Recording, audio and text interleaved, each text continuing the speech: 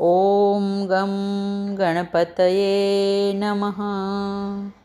ઓમ એમ સરસ્વત્યે નમઃ. આગળ આપણે લાય સજીવન લખન જિયાએ શ્રી રઘુબીર હરશિવર લાયે ત્યાં સુધી જોયું. હવે રઘુપતિ કિન્હી બહુત બડાઈ, તુમ મમ પ્રિય ભરત સમ ભાઈ. સહસ્ત્ર બદન તુમરો જસ ગાવઈ, અસ કહી શ્રીપતિ કંઠ લગાવઈ. સનકાદિક બ્રહ્માદિ મુનીસા, નારદ સારદ સહિત અહિસા. યમ કુબેર દિકપાલ જહાં તે, કબી કોબિદ કહી શકે કહાં તે. ત્યાં સુધી જોઈએ. હવે રઘુપતિ કિન્હી બહુત બડાઈ, તુમ મમ પ્રિય ભરત સમ ભાઈ. આટલી ચોપાઈનું અવલોકન કરીએ ત્યારે આપણા મનમાં પ્રશ્ન થાય કે ભરત માનવ રૂપે છે અને મારુતિ વાનર રૂપે છે. એ બંનેમાં ભ્રાતૃત્વ રામજીએ કેમ દર્શાવ્યું? અથવા તો તમે લક્ષ્મણ સમાન પ્રિય છો એમ કેમ ન કહ્યું અને ભરત સમાન પ્રિય છો એમ કહ્યું?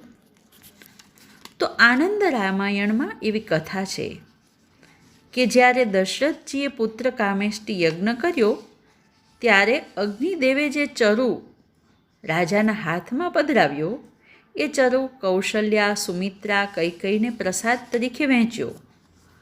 કૈકેયી એ પ્રસાદ ગ્રહણ કરે ત્યાર પહેલાં જ તેમાંથી એક ટુકડો એક સમડી ઝપટ મારીને લઈ ગઈ.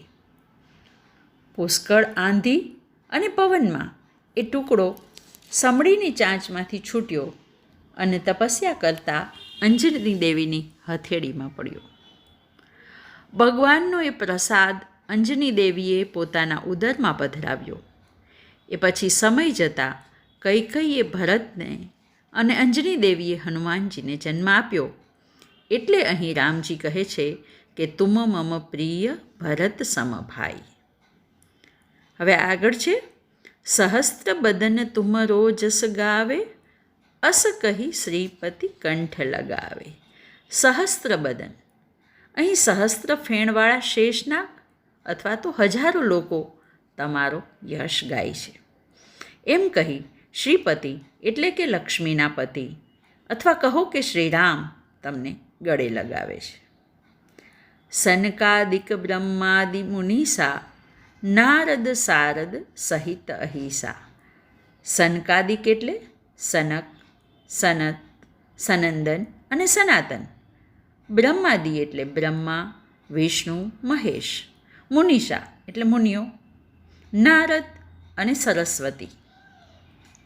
જમ કુબેર દિકપાલ જહાં તે, કબી કોબિદ કહી શકે કહાં તે. જમ એટલે યમ, કુબેર, દિક્પાળો, કવિઓ, વિદ્વાનો. પણ હનુમાનજીના પરાક્રમ, ભક્તિ, સત્કર્મ, નમ્રતા જેવા વિલક્ષણ ગુણોનું વર્ણન કરવા માટે સમર્થ નથી. તો આપણે તો ક્યાંથી સમર્થ હોઈએ?